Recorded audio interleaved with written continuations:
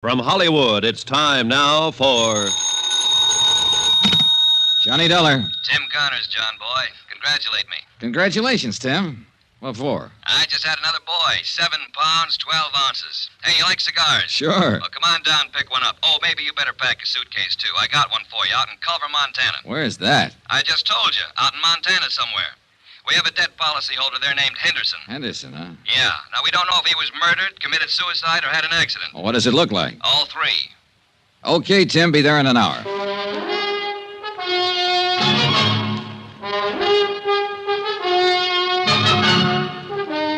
Tonight and every weekday night, Bob Bailey in the transcribed adventures of the man with the action-packed expense account, America's fabulous freelance insurance investigator. Yours truly, Johnny Dollar.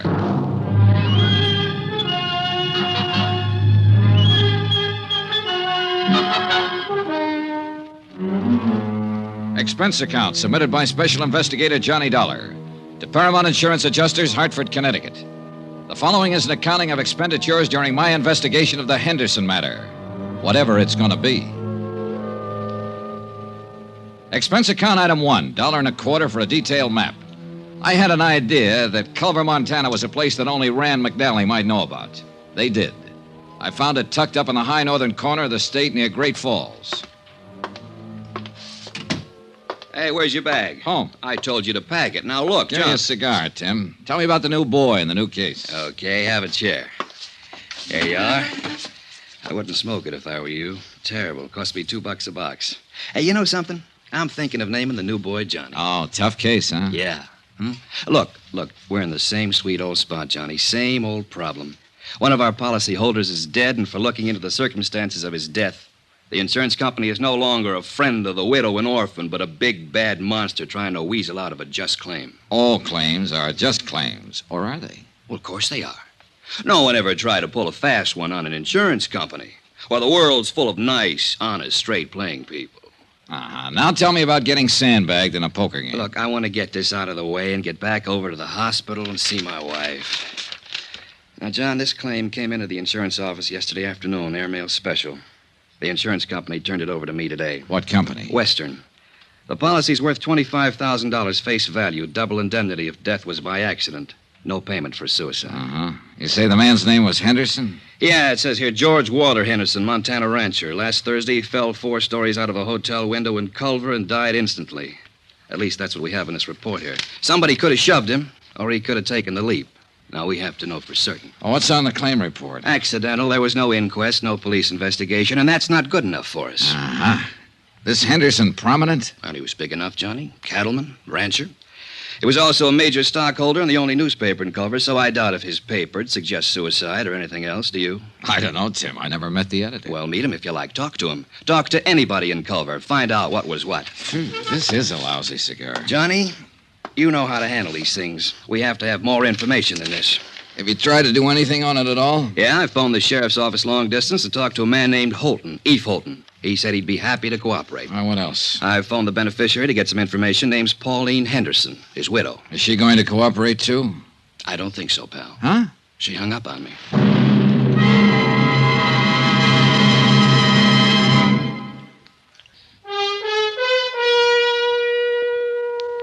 Expense account item 2, $185.65. Airfare, Hartford, Connecticut to Great Falls, Montana. The nearest point I could make to Culver by air. Item 3, $3. I took the train to Culver. Sometimes when I'm having nightmares, I dream about the smelter stack standing up against the cadaverous hills that lie to the south of town. Everything, including the 3 or 4 feet of snow covered with a uniform dinginess, made Culver an ugly little town set in an ugly notch between 2 ugly mountains. The only hotel in town was the Butte. It happened to be 4 stories high. It also happened to be the place where George Henderson had met his death.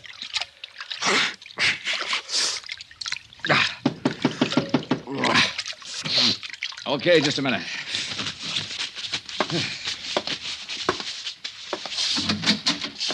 Mr. Dollar? Yeah. I'm Eve Holton, sheriff here. Huh? You're from the insurance people, aren't you? Yeah, that's right. Been expecting that you'd be in sooner or later. Well, I'm glad to meet you, Mr. Holton. Call me Eve, son. Everybody does. Hey, got a drink on you? And no, I haven't. Well, I got one on me. Nice and chilly, too. Well, I'll see if there's some glasses around here, Sheriff. You didn't waste any time looking me up. No, I guess I didn't, son. Thought it'd save a little time this way. Knew you'd be looking me up sooner or later. Really thought we ought to have this drink together. Private. May not have any more together while you're here. Uh-huh.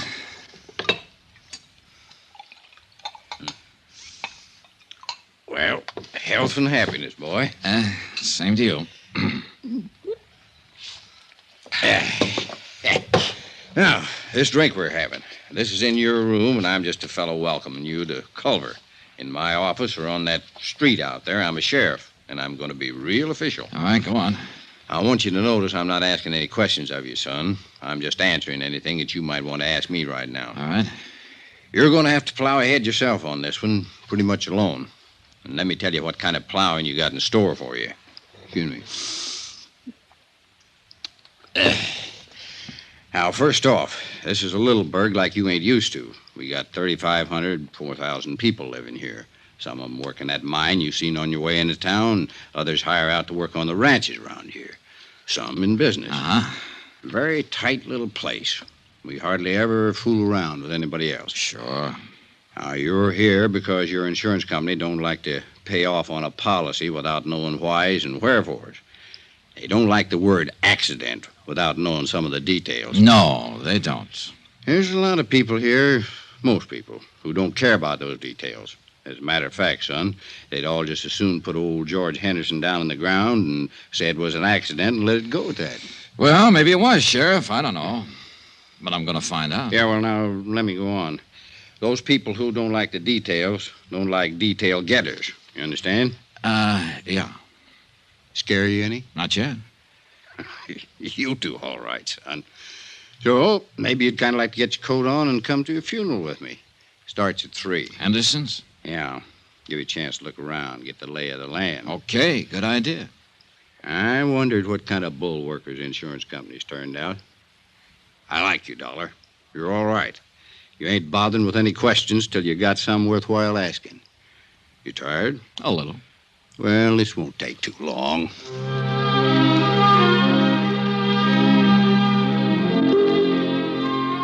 A half hour later, I was standing beside Sheriff Eve Holton on a flat-top hillside that served as a cemetery. The snow was white and gleaming under the winter sun of the mid-afternoon skies, the air cold and crisp. Dear thee, our heavenly Father, who knoweth all things, we commit the body of our beloved to thy eternal care. Thy will be done. Trusting ever in thy mercy, we invoke the consolation of thy sheltering wing. Earth to earth, ashes to ashes, dust to dust. In sure and certain hope of resurrection into eternal life, in the name of the Father, and of the Son, and of the Holy Ghost. Amen. Yeah. Here. Oh, that's that. Yeah. Poor George. Eve. Hmm? Which one is Mrs. Henderson? There. That's Pauline Henderson? Yeah, that's her. Well, she can't be more than 25. 26, to be exact, Dollar. I went to her birthday party 2 months ago. Well, how old was George Henderson? 59. Went to his party, too. Yeah. Pretty thing, hmm? Very. Any other family? Nope. No other wife, huh? Nope. Want to meet her? No, not right now. Mm-hmm. Well, suit yourself. Kind of thought you might start thinking when you got a look at her. Hmm? Now, just keep on the way you're doing. You're doing fine. When there's something you got to know, you'll find out. Well, Eve, I already know one thing. Yeah? What's that? I'm going to ask for a coroner's inquest. Just from seeing her? Just from seeing her. Mm-hmm. You're a sly one, Johnny.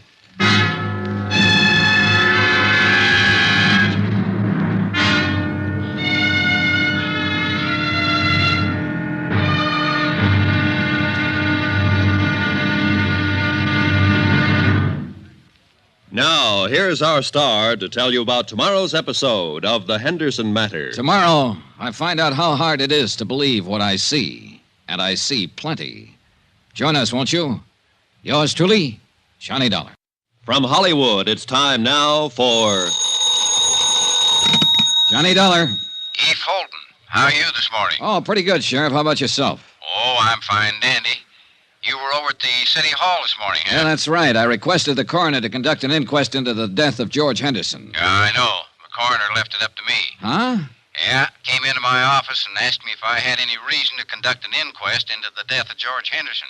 I told him I didn't have any reason, but I'd do it if I was ordered to. Well, what happens now? Well, somebody'll have to decide whether there's going to be an inquest or not. Who? Mayor, I guess. I don't know. Anyhow, you stirred up some action, and you'll be getting it. Yeah, where? Just stay where you are, son. My guess is it'll come right to you.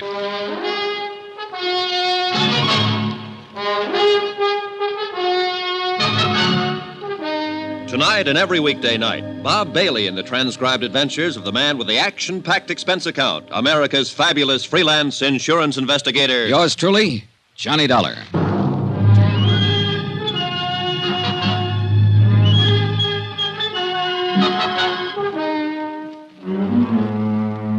Expense account submitted by Special Investigator Johnny Dollar to Paramount Insurance Adjusters, Hartford, Connecticut.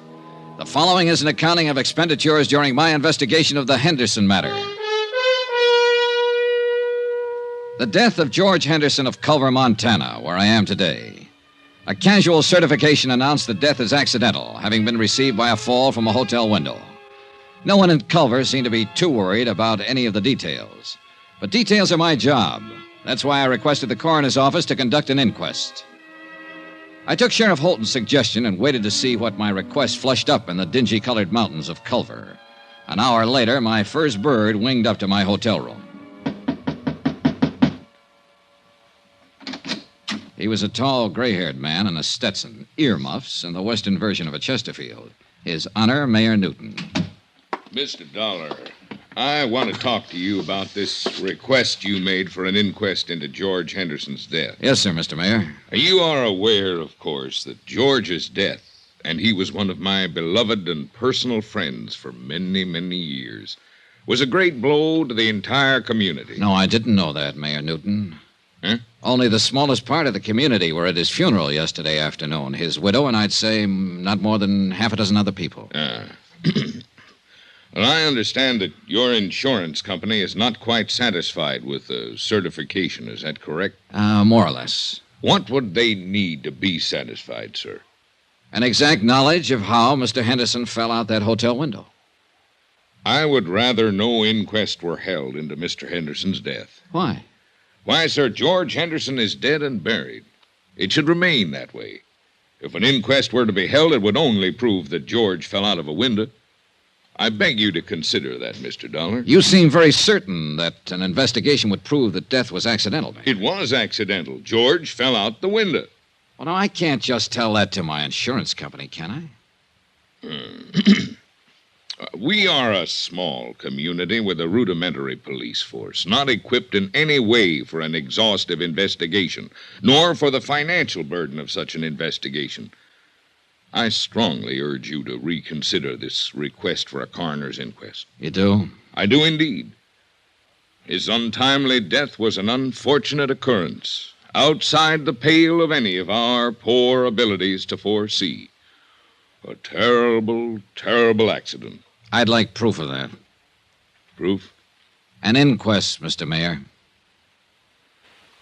An inquest. All right. My interview with Mayor Newton had convinced me that I'd get no real help from him in the Henderson matter. Quite the contrary. Expense account item 3, 20 cents, coffee. Myself and Sheriff Eve Holton. Well, you got it. Huh? At the direction of Mr. Jackson. That's our coroner. He deputized me temporarily to conduct an inquest. It's going to take place tomorrow morning, 9 o'clock, City Hall. Tomorrow, Sheriff. Room 207. Well, Eve, you won't have time to do anything. No, I guess I won't. Not much, anyhow. Oh, brother. The mayor pitched me pretty hard for not having the inquest. Knew he would. Any idea why? Nope. You think somebody asked him to stop it? Yeah. Who? Don't know, Johnny. Honest.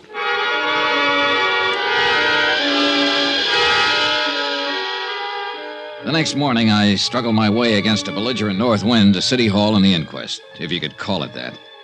I sat in the back of the room and listened while a Dr. Horace Nam assured the six-man jury that George Henderson was quite dead when he was called out of his office and examined him on the street. Dr. Nam reckoned George had died from a broken neck. An ancient bellhop, a desk clerk, and a chambermaid gave their versions of what had happened the day Henderson fell out the window. Now, you swear to tell the truth, the whole truth, so help you God? I do, Sheriff. I'm the acting coroner today, Miss Cubley. Sit down. Now, when did you see Mr. Henderson last? Last Thursday morning Where was this, Miss Cubley? at the Butte Hotel. Mm-hmm. You know what time of the morning it was? About 10 o'clock. I went in to make his bed and straighten up his room. I see. I made his bed while he worked on some papers there, and then I left. Did you see him after that? No, sir. You didn't see him come downstairs for breakfast or anything? No, sir. Do you know if anybody went up to see him? I believe I saw Mrs. Henderson in the lobby after that. Do you see Mrs. Henderson in this room? Yes, sir. I believe that's Mrs. Henderson over there. No, that's Mrs. Henderson. Now, do you know if Mrs. Henderson visited Mr. Henderson in his room? No, sir. I don't know that. Miss Cubley, did you happen to notice if anyone else went up to Mr. Henderson's room that morning? No, sir. It went on all morning long. Sheriff Holton, acting in the coroner's position, questioned person after person. All had more or less the same vague knowledge concerning George Henderson's death. I was most interested in Pauline Henderson's testimony. Now then, Mrs. Henderson, when did you last see your husband? Thursday. I went to see him about noon, maybe a little before.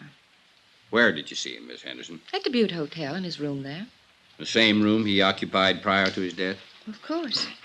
The same room from which he fell? Yes. Were you alone when you went to see him, Mrs. Henderson? Yes. I must have left before 12:30. I had an appointment at the dentist. And that was the last time you saw your husband alive? Yes. I was still in the dentist's chair when they told me he'd fallen out the window.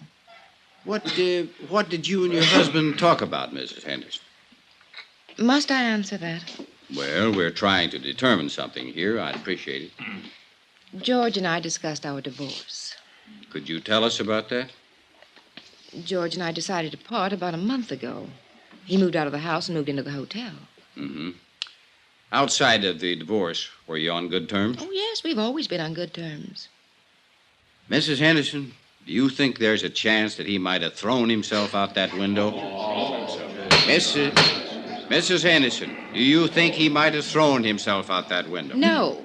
At least not over us, if that's what you mean. As far as you knew, was your husband in good health? Yes, he was. You happen to know when he was examined last? Oh, a month or so ago. He was in perfect health. One more thing. Did Mr. Henderson drink? Yes. Did he drink that morning with you? I think he had a couple of drinks. Yes, he had a drink or two while we were talking. He could have stumbled to that window. The clothes were New York, the perfume Paris, the jewelry Tiffany's. The look, you might expect it on the Riviera, where everybody tries to act bored with too many good things in life. Her dress, black for the occasion of death, was cut too well and too carefully for her to pass as a grieving widow. She answered the questions without hesitation or emotion. 15 minutes later, the jury brought in the expected verdict. Therefore, it is the opinion of this jury that the said deceased, George Walter Henderson, came to his death as a result of injuries incurred in a fall from the 4th floor of the Butte Hotel at or about 12:45 p.m. on the 19th day of this month. No evidence to the contrary, it is deemed and declared that the manner of death was accidental. Adjourned. And that was that. As far as Culver's people, its police, and its mayor were concerned. Yeah, the mayor. Well, Mr. Dollar, I hope you're satisfied. It was a pretty good inquest, Mayor Newton. I trust the official verdict of the jury will answer any questions your insurance company might have had on their minds and clear this whole matter up. I'll forward it to them and tell them the circumstances under which the inquest was conducted, Mr. Mayor. Satisfactory, I trust. No, but it served a purpose. Now that everybody thinks it was an accident, everybody will breathe easier. Certainly. Yeah. If everybody's relaxing like that, somebody's going to get careless. See you, Mr. Mayor.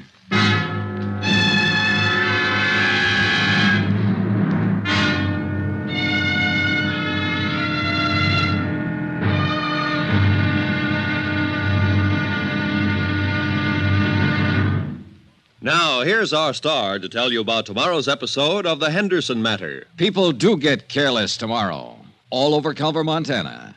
Join us, won't you? Yours truly, Johnny Dollar. From Hollywood, it's time now for Johnny Dollar. Eve Holden, son. Hi, Sheriff. You put in a call for me, did you? Yes, I'm ready to go to work. Now that the inquest's been held and George Henderson's death is officially an accident, I might be able to move around your little town a little easier. What can I do for you? Help me to move around? The case is closed, as far as I'm concerned. Eve, what's the matter with you? That inquest was a farce.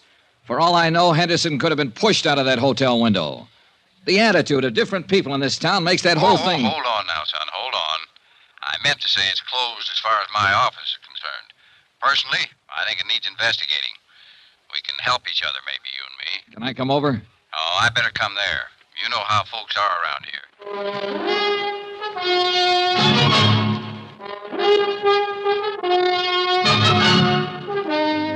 Tonight and every weekday night, Bob Bailey in the transcribed adventures of the man with the action-packed expense account, America's fabulous freelance insurance investigator. Yours truly, Johnny Dollar.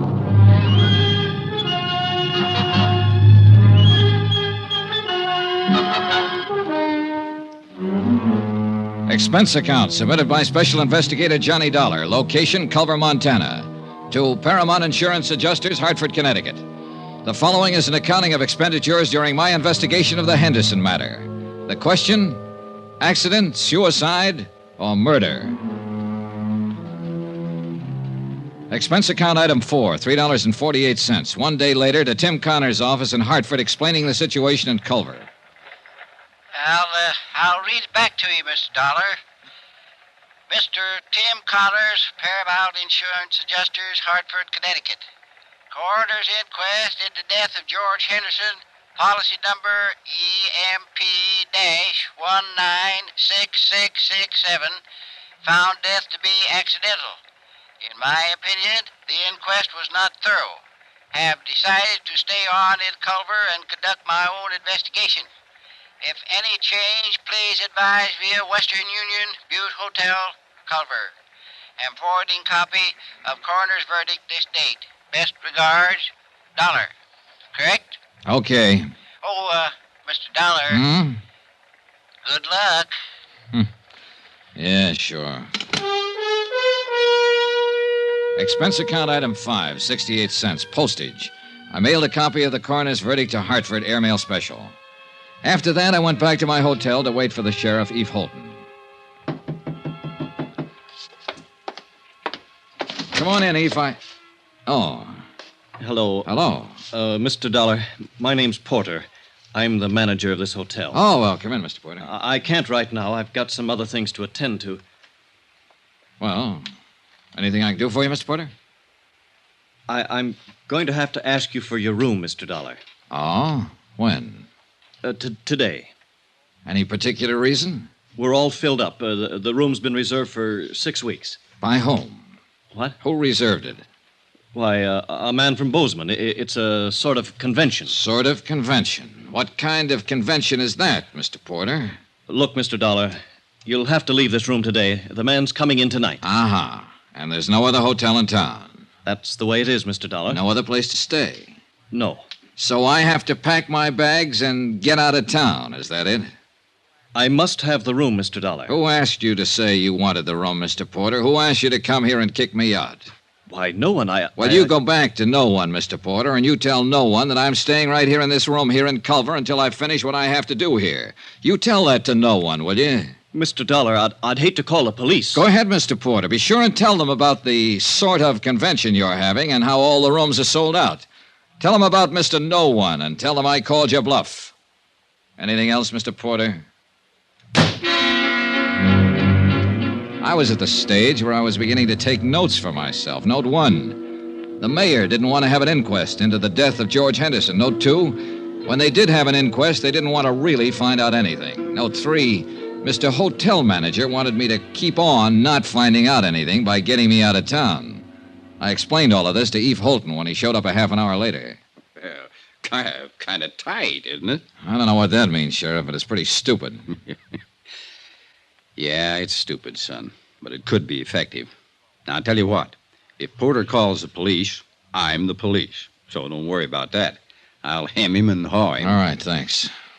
Now then, tell me how much your insurance company's stuck for. $50,000 if Henderson's death goes by as an accident. The good book says that's what it was. I know. There's a chance, too, he had a heart failure and fell out of that window. No, sure. Always a chance. We might have to dig him up and find out, Sheriff. Oop, no, hold on. Autopsies and digging people up is one thing you'd have a hard time doing around here. I might insist on it. I don't know. We'll let that go for now. Say, tell me about Mrs. Henderson. Where's she from? Here. Right here in Culver. Now, she didn't get that mink coat and those diamonds she was wearing at the inquest in Culver. More important, she didn't get that continental look here either. So what's the story? Well, her name was Pauline Underwood before she married George. Born and raised right here in Culver. Of course, she went to school in the East, and she's been in Europe a couple of times, but most of her life's been right here. She is a mighty pretty widow. And a mighty rich one, too. Henderson had it. I know. This divorce she talked about at the inquest yesterday. Well, everybody in town knew they weren't getting along, never did get along. How could they? Pauline's 26 and George is 59. He could have been her father. As a matter of fact, he almost was. Well, tell me about that. You got a drink? Oh, yeah. Well, George raised Pauline from the time she was 14. He paid for all her schooling and growing up. She didn't have any folks after her old man died. George was pretty good to her. He sure was. Was he a friend of her parents? Well, Tom Underwood worked out at the ranch for George. When he died, there was Pauline standing around. Oh, yeah. Oh, thanks. And she eventually married him and his money, huh? Well, I wouldn't put it that way exactly. I think she liked him. Now, I've gone over what you're thinking, son. Those two were talking about divorce for some time. The papers had been drawn up for a settlement. She'd have got a lot of alimony and so on. Oh, Pauline had no call to push him out that window or have him pushed out. At least not for money. All right. Suppose he didn't want a divorce. Suppose he loved her and she came to the hotel room that morning and he pleaded with her to try all over again. Suppose she said no. Suppose she said no in a great big cold way. And George Henderson sat there and thought about it after she left. And he got sick all over and he walked over to that window and... Suicide? What do you think? You knew him.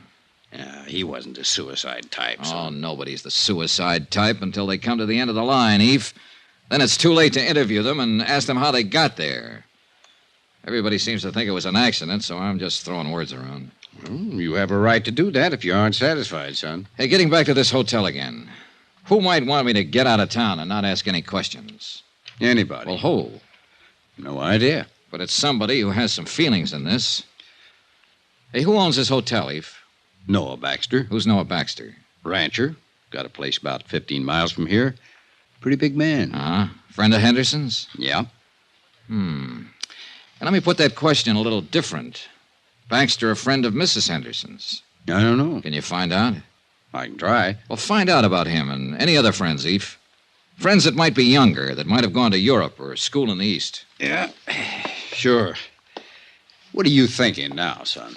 Well, now, if I were Mrs. Henderson and my husband fell out of a window in this hotel and killed himself, I'd hire a lawyer and I'd sue the hotel for damages.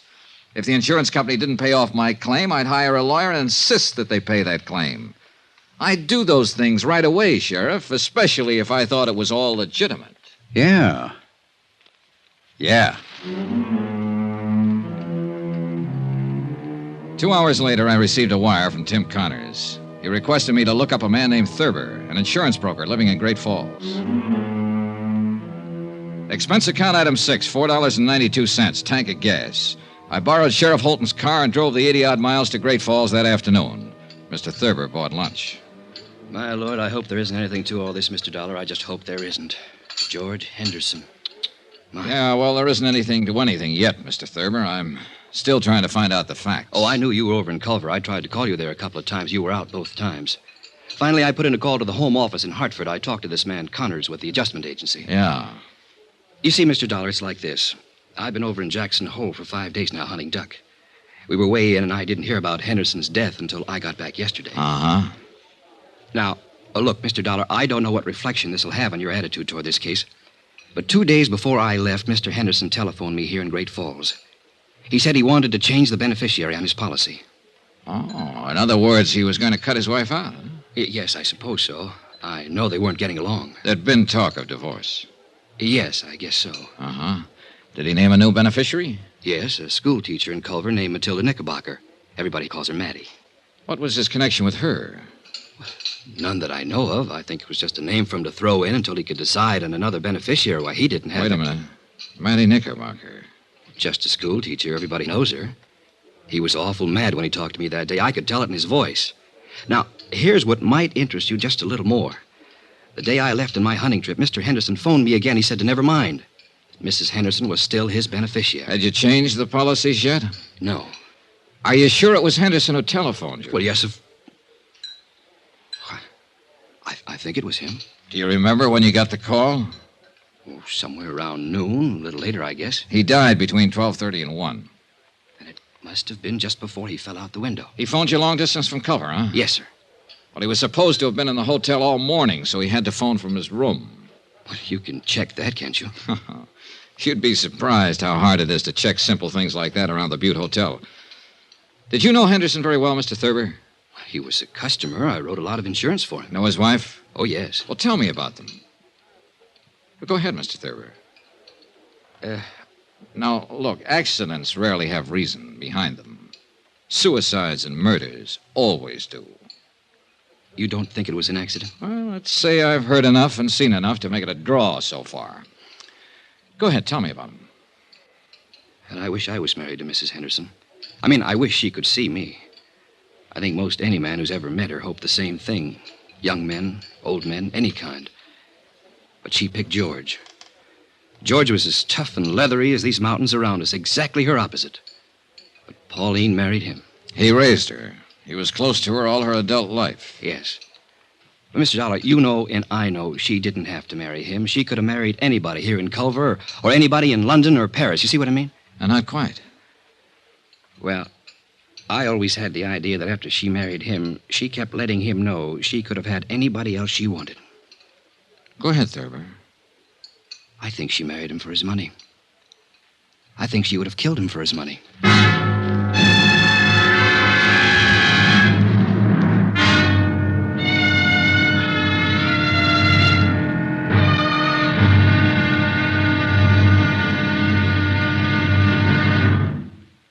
There'll be another intriguing episode in our story of the Henderson Matter tomorrow. Tomorrow, the whole affair becomes a town issue, and I become the town goat.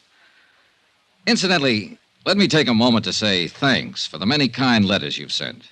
We appreciate them more than you know. And I only wish it were possible to answer them all personally. Again, thank you. Yours truly, Johnny Dollar. From Hollywood, it's time now for... Johnny Dollar. This is Mrs. Henderson. You asked me to call, Mr. Dollar? Yes, Mrs. Henderson. I'm with Paramount Insurance Adjusters. Oh, yes. You probably know we asked for the inquest into your husband's death. Yes, I know. We're trying to clear up the entire matter as quickly as we can, Mrs. Henderson. I'd like to talk to you. Oh? Hate to trouble you at a time like this. Well, that's all right, Mr. Dollar. When do you want to talk? May I come out to the house this afternoon? There's a nice restaurant called Big Horn Lodge on the highway. How about meeting you there at, say, 4 o'clock? Good. I'll be there.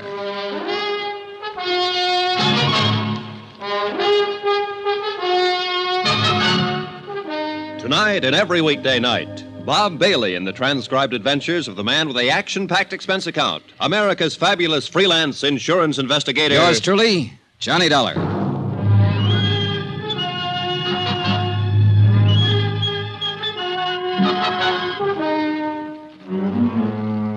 Expense account submitted by Special Investigator Johnny Dollar to Paramount Insurance Adjusters, Hartford, Connecticut.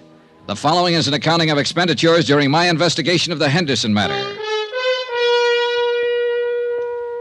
Expense account continued. Item 7, $5. One pair of galoshes, believe it or not.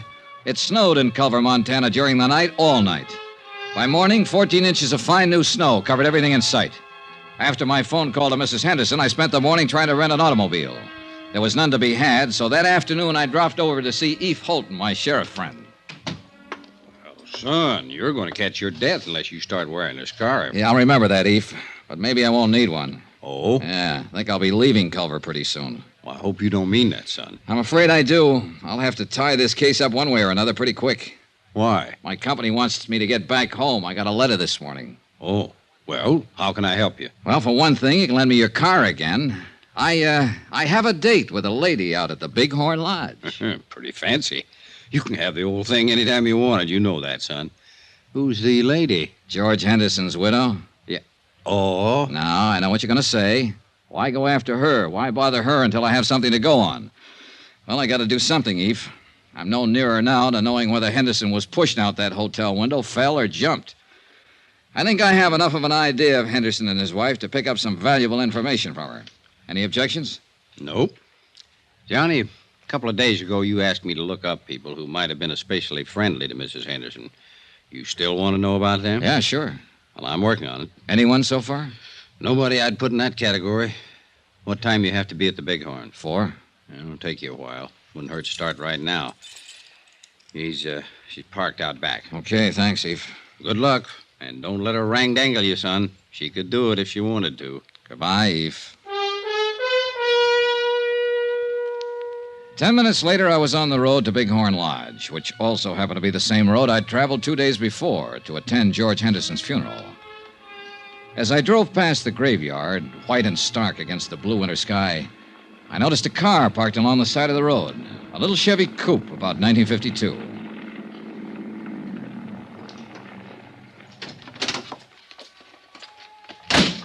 There was the figure of a woman, all alone, standing by George Henderson's fresh grave.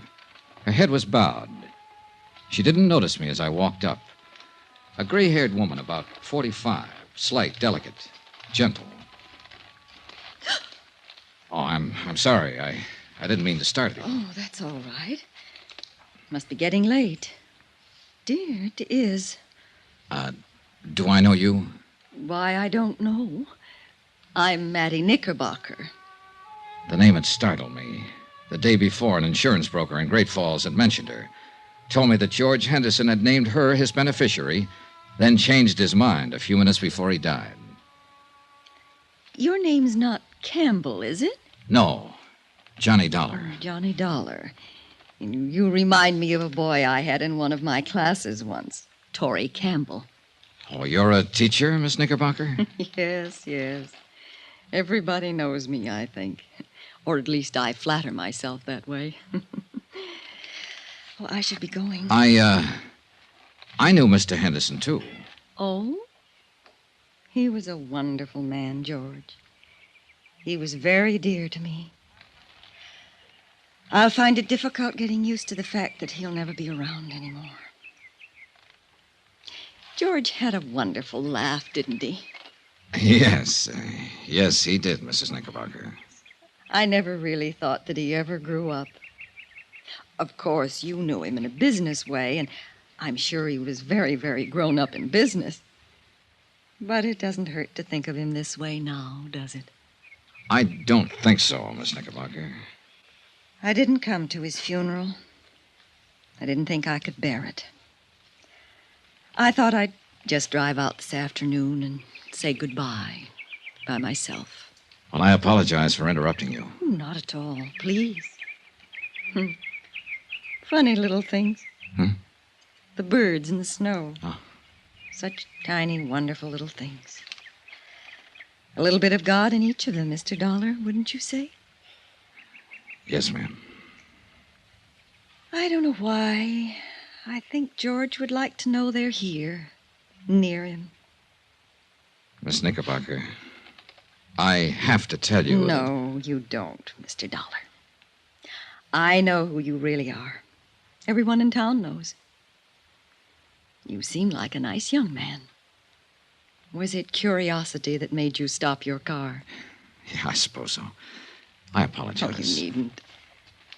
I'm just an old friend of George's, saying goodbye to him. Good afternoon, Mr. Dollar. Goodbye. Talking to Mattie Knickerbocker, I felt that for the first time, somebody, namely Mattie, had talked frankly and truthfully about George Henderson. I was still thinking of the frail, drab little woman with the nice blue eyes when I met Pauline Henderson at the Bighorn Lodge. are these matters you want to clear up, Mr. Dollar? Oh, just some doubts in my mind about your husband's death. What do you drink? Pernod. Pernod. I learned to like it in France. All right. One Pernod, bourbon, a little water on the side. Yes, sir. You sound like George when you order. Hey, I like your Bighorn Lodge. And I have to say, when it's elegant in the West, it's elegant. I'd like a light, please. Oh, sorry. Sure. Thank you. Mrs. Henderson, do you mind if I don't stall any longer with the drinks, the smokes, and the compliments? I'm surprised you've stalled this long. I've heard you're a very blunt and impulsive man. I spoke to an insurance agent named Thurber yesterday in Great Falls, your husband's agent. Mr. Thurber told me that your husband wanted to name a new beneficiary last week. Really? Yeah. He named Matilda Knickerbocker. Mattie Knickerbocker. I'm not surprised, I suppose. Mattie's a lovely woman. I know George was very fond of her. Mr. Thurber also told me that Mr. Henderson changed his mind about that the day he died. In fact, he phoned Mr. Thurber in Great Falls and told him to leave the policy as it was.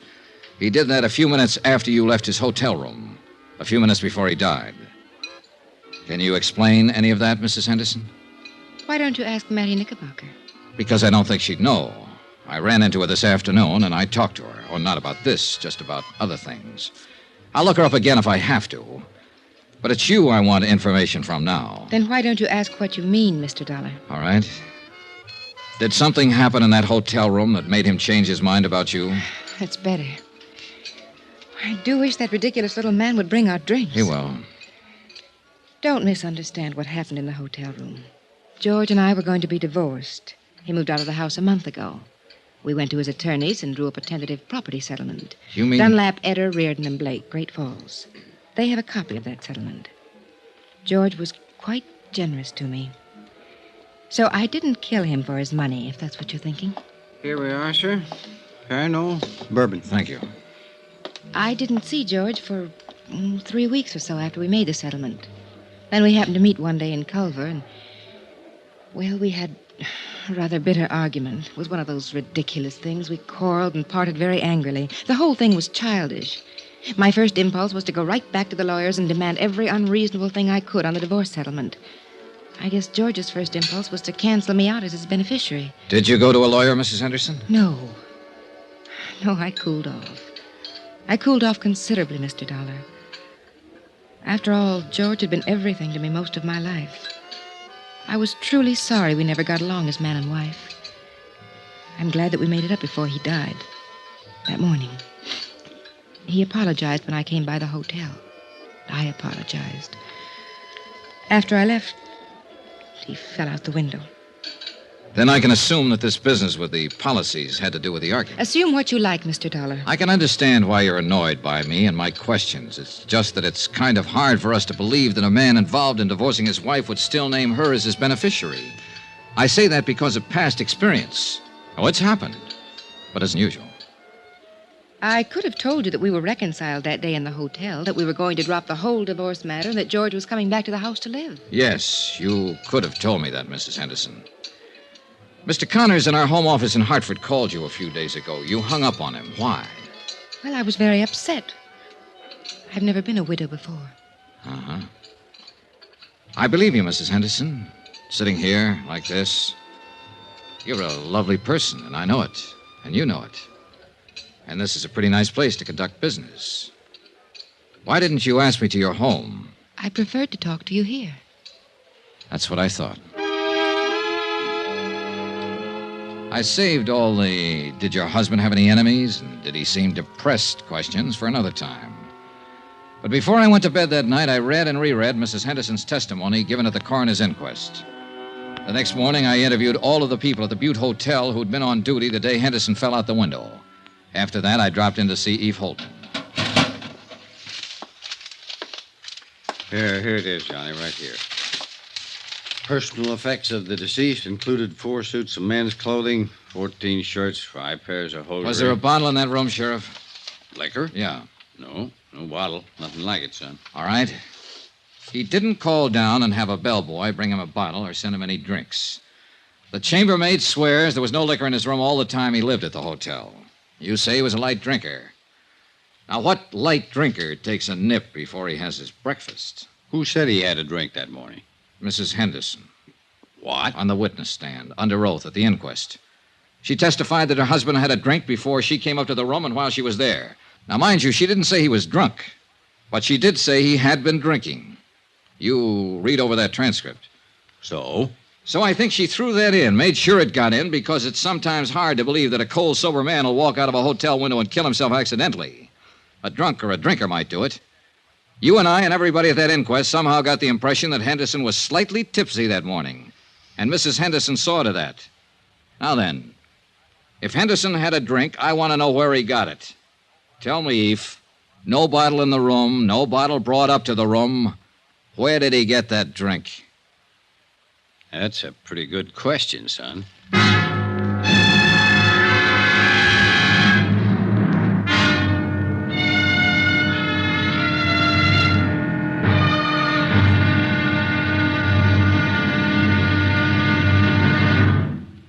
There'll be another intriguing episode in our story of the Henderson Matter tomorrow. Tomorrow, the wind-up. Yeah, the whole case blows sky high. Join us, won't you? Yours truly, Johnny Dollar. From Hollywood, it's time now for... Johnny Dollar. I have a call for you from Hartford. Go ahead, please. Johnny? Right here. Connors at Paramount Adjusters. Say, what was this wire, Johnny? You serious about denying liability to Mrs. Henderson? I sure am. I think it'll bring the whole thing out in the open. This is pretty serious. Have you got any concrete evidence death wasn't accidental? Jim, I have a copy of the coroner's inquest. Concrete evidence that Mrs. Henderson lied under oath. She said her husband was drinking the morning he died. Everybody here believed he was a little crocked when he fell out that hotel window. I've got proof that he didn't have a drink that morning. What proof? No bottle in his room. No bottle brought there. Nothing. What do you say? Don't make a move, kiddo. I'll get the first plane.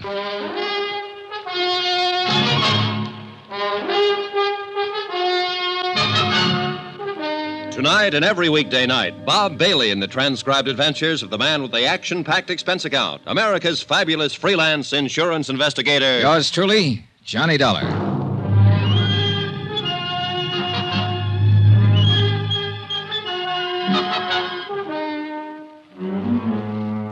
Expense account submitted by Special Investigator Johnny Dollar to Paramount Insurance Adjusters, Hartford, Connecticut. The following is an accounting of expenditures during my investigation of the Henderson matter. Sheriff Holton agreed that there was enough of a doubt about the circumstances prior to George Henderson's accidental death to warrant an official re-examination of all the facts. He promised me the police would start an immediate investigation. That was all I needed. I knew Mrs. Henderson would be re-questioned and that the pressure would start to build up. 14 hours later, when Tim Connors arrived in Culver, I had some pressure of my own. Well, Johnny, what? Well, the best thing we can do now is move in. Deny liability on the grounds that the accident is not proved. I suppose Mrs. Henderson sues us. All right, let her. Then the burden of proving that her husband's death was accidental would be on her. Look, Tim, contrary to her testimony under oath, Henderson didn't have a drink that morning he died. All right, she made a mistake. He had a heart attack, got dizzy, and tumbled out of the window. He wasn't drunk. Oh, don't talk nonsense, Tim. Listen to me. Mrs. Henderson was ready for the coroner's jury a couple of days ago, and she was ready for my questions when I saw her yesterday. The only one she wasn't ready for was you a few days ago when you phoned her long distance. You said she hung up on you. Well, she half apologized to me for that, but it was because she couldn't think of anything to say. Well, maybe you're right. But suppose he did die accidentally, and suppose it is a just insurance claim. I tell you it isn't. And the fact that she made a mistake testifying about him having a drink and... Hey, Johnny, do you have anything else? 3 things: instinct, experience, and statistics. Pauline Henderson's a young woman. She married a wealthy older man. With him out of the way, she has all his money and all her youth. All right, I'm going to phone the company as soon as I can find a phone. Tell them I'm working for evidence, and the best way to get it is to bring Mrs. Henderson out in the open. File a complaint against her. What charge? Suspected murder.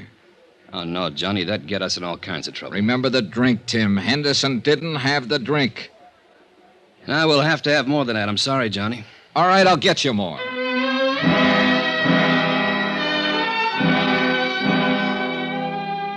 An hour later, I was with Sheriff Holton comparing notes.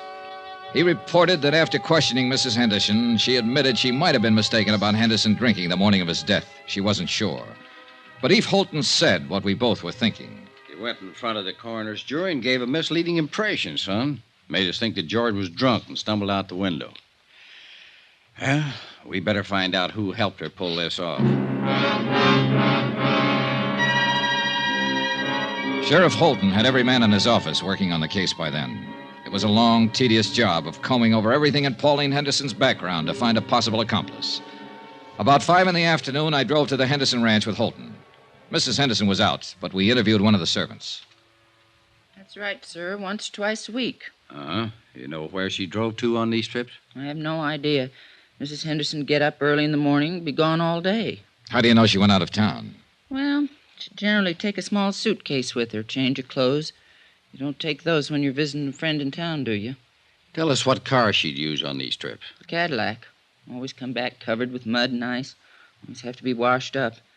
Mr. Henderson used to complain about that. About the car being dirty? About the trips, mostly.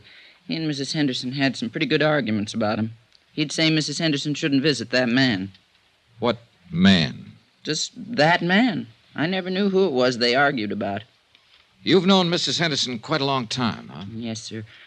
Knew her when she was a little girl, when she first came here. Saw her grow up, go away to school, go away to Europe, come back a little more grown up and a little different every time. Were you surprised when Mr. Henderson married her? Well, no. Well, yes, guess I was. Because she was so much younger? Not that so much. I mean, well, Mr. Henderson, he had something about the plains and cattle and the mountains about him. When he moved, it was as big as all them things. Mrs. Henderson was different. She didn't fit in here? Is that what you're trying to say? I think she fit. Not like him, though. Before they were married, they were sort of like good friends. I mean, they'd ride horses and go hunting and laugh and talk about different things. Mrs. Henderson, she traveled Europe, saw so many things and places in the world. She fit here, but then she didn't belong here. I feel awful about Mr. Henderson's being dead.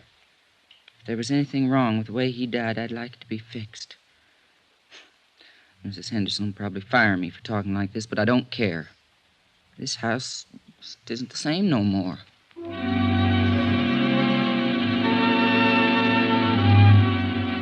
By the time we got back into town, Sheriff Holton's boys had discovered the names of 3 men who had been seen at various places around Culver in the company of Mrs. Henderson. Rod Tyler. Oh, who's he? Mining engineer. He's been away from here for over a year now. See, now, here's another one, Sam Pollard. Sam died 6 months ago. Hey. What? Noah Baxter. Noah Baxter. That name's vaguely familiar. Yeah, he owns a hotel you're staying in. A couple of ranches, too. Well, he might have been the one who tried to have you thrown out. Oh. He also owns the mayor. Young man? About 30, 35. Let's go see him. Another drive, this time north of Culver to the Baxter Ranch. We found Noah Baxter busy with his help shoring horns on cattle. A lean, tall man with thin features. If you're trying to find out if I've been seeing Pauline on the sly while she'd been married to George, why didn't you come right out and ask? All right, and have you? No, not on the sly. There's nothing between us. George knew any time she came over here to see me. He was a good friend of mine. I'm sorry he's dead. Pauline's a good friend of mine, too. I'm sorry you people are thinking what you are about us. Let's go up the house. It's getting cold. All right, Stan, that's enough for today. No, I got to ask you this. Where were you last Thursday? The day George died, Sheriff? Yeah. I was right here. Can you prove that? Sure. Ask anybody. You boys want a drink? No, thanks. No. Well, I do. Mac! Mac! I get it myself. When was the last time you were in Culver, Mr. Baxter? 3-4 weeks ago. My cook and the others handle what supplies we need. Do you mind if we talk to some of your help around here? No. What do you want to talk to him about? About last Thursday? About what happened when Mrs. Henderson came here to visit? It wouldn't look good if she came here to visit me, would it? Well, that depends on the circumstances, no? Well, she'd come and sit there and read and look at some of those paintings. We'd talk. When I had time. Anything wrong with that? No. Mr. Baxter, I think I ought to tell you, I've asked my company to file a complaint against Mrs. Henderson. Suspicion of murder. Oh. I'd like to tell you something. She didn't kill him, and she didn't have him killed. She loved him a lot more than George loved her, I think. Both of you know her. Her dad was a drunken cowhand. When he died, George took her over, gave her everything. So you see, you're wrong. She loved George for giving her what he gave her, and mostly for being the kind of a man he was. I lied to you a couple of minutes ago. There was something between us. It was bound to happen sooner or later. She'd come here to cry on my shoulder, and I let her. Cry? About George. He wanted to divorce her. Didn't you know that? I had the idea it was the other way around. Oh, you're all wrong. George raised her, educated her, made her into a woman, and then he married her. And she wasn't what he wanted at all. Do you know who George wanted to marry? Mattie Knickerbocker, the schoolmarm. Go on. Oh, there was nothing between George and Mattie, but there would have been if he'd lived. What about you and Mrs. Henderson? Yeah. The thing that was between us was that I wanted her. She didn't want me, but I wanted her. I was glad when she told me about the divorce coming up. I really think she would have listened to me. But she wanted to be married to George. She really loved him. Sure you don't want one of these? No. No. And I really loved her. I went to see George last Thursday at his hotel. You know why? To tell him to go back to Pauline. Yeah, because I knew what he meant to her. You can talk to my people around here. They'd lie for me and say I was here last Thursday all day. They'd tell you that Pauline never came to see me. They'd lie right down the line for me. But, Mr. Dollar, I can't let you get out that complaint and take her in. One of my trucks was taking some beef to the hotel last Thursday. I rode in with the driver and went in the back way. I went right up to George's room to talk to him. Pauline had just left. I wanted to talk to him about the same things I've been telling you. I didn't want to hurt him. I loved him, the same as everybody loved him. When I got to his room, he wouldn't let me talk at all. He was mad that I interfered, and he tried to swing on me. I shoved him once. He went out the window. That's all. I killed him.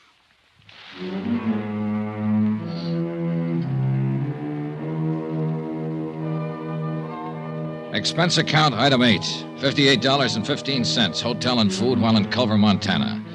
Item 9, same as item 2, transportation by train and plane back to Hartford. Item 10, $88, miscellaneous. Expense account total, $802.50. Remarks? We still had to pay double indemnity. Mattie Knickerbocker, Pauline Henderson, Noah Baxter, they'll pay another way. With the hurt that comes to nice people. Yours truly, Johnny Dollar.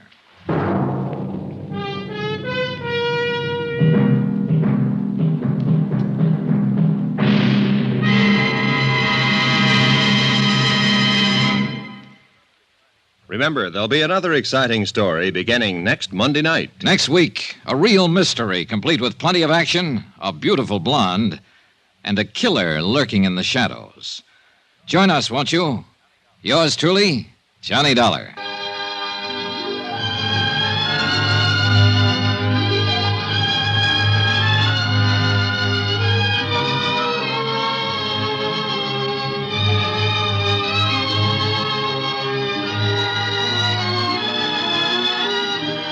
Yours truly, Johnny Dollar, starring Bob Bailey, is transcribed in Hollywood. Written by John Dawson, it is produced and directed by Jack Johnstone. Heard in this week's cast were Lillian Bayef, Irene Tedrow, D.J. Thompson, Herb Ellis, Marvin Miller, Forrest Lewis, Bob Bruce, and Russ Thorson. Musical supervision by Amerigo Marino. Be sure to join us on Monday night, same time and station, for another exciting story of yours truly, Johnny Dollar. This is Roy Rowan speaking.